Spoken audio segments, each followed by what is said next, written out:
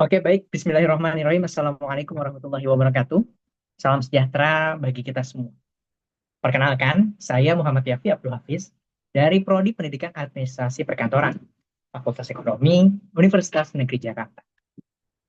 Presentasi ini saya sampaikan dalam rangka tugas mata kuliah Manajemen Perkantoran, ujian tengah semester, yang dibimbing oleh Bapak Maulana Amirul Adha MPD dan Bapak Bayu Suhendri MPD. Hari ini, saya akan mempresentasikan poster saya yang berjudul Implementasi Enterprise Resource Planning di Kantor Digital. Baik, pertama, mari kita bahas mengenai apa itu ERP. ERP adalah sistem yang memungkinkan perusahaan untuk mengintegrasikan seluruh proses bisnis ke dalam satu sistem terpusat. Misalnya, ketika divisi keuangan, sumber daya manusia, dan logistik menggunakan sistem yang berbeda-beda, koordinasi akan sulit dan data akan bisa tumpang tindih. Nah, ERP menyatukan itu semua. Satu input data bisa diakses oleh semua departemen secara bersamaan. Ini sangat penting di kantor digital, di mana kecepatan dan akurasi informasi adalah kunci. Lalu kita bahas mengenai manfaat. Manfaat ERP dalam kantor digital. Nah, ERP ini memberikan banyak keuntungan ya. Di antaranya, yang pertama real time. Data yang terupdate langsung saat itu juga. Sehingga pengambilan keputusan bisa lebih cepat dan juga tepat. Lalu kemudian yang kedua, yaitu kolaborasi. Divisi yang sebelumnya bekerja secara terpisah, ini bisa terhubung dalam satu sistem. Selanjutnya, efisiensi atau hemat. Hemat dalam waktu, hemat dalam biaya. Karena proses administrasi jadi lebih otomatis dan juga hemat itu tadi.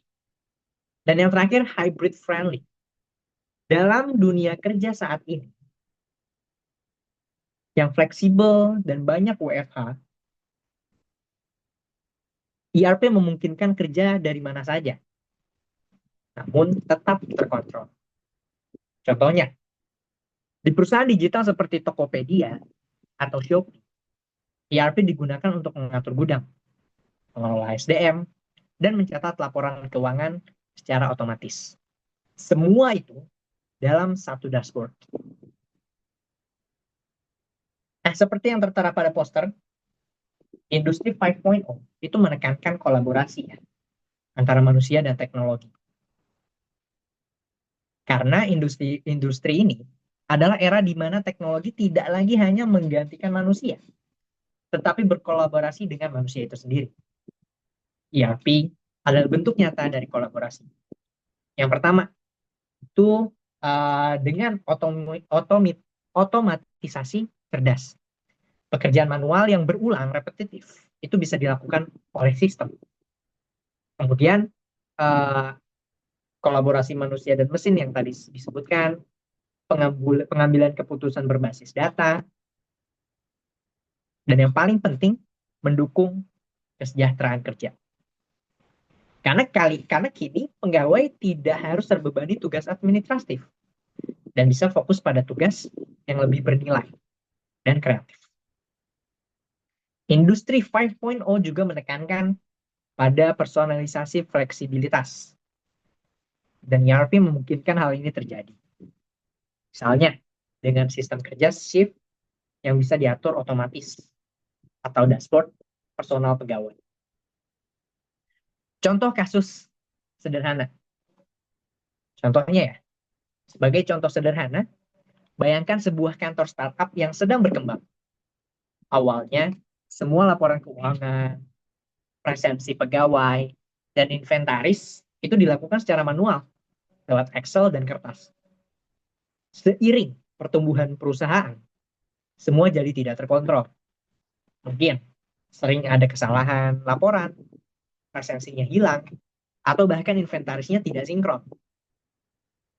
Nah, setelah mereka menggunakan sistem ERP, semua data masuk ke dalam satu sistem. Manajemen bisa melihat laporan secara real time. Keuangan bisa langsung cetak laporan bulanan, dan pegawai bisa mengisi presensi dari HP-nya masing-masing. Hasilnya tentu akan jadi jauh lebih efisien, tidak boros kertas, dan pegawai lebih nyaman bekerja. Kesimpulannya, ERP adalah solusi nyata bagi perkantoran modern dalam menghadapi tantangan era digital.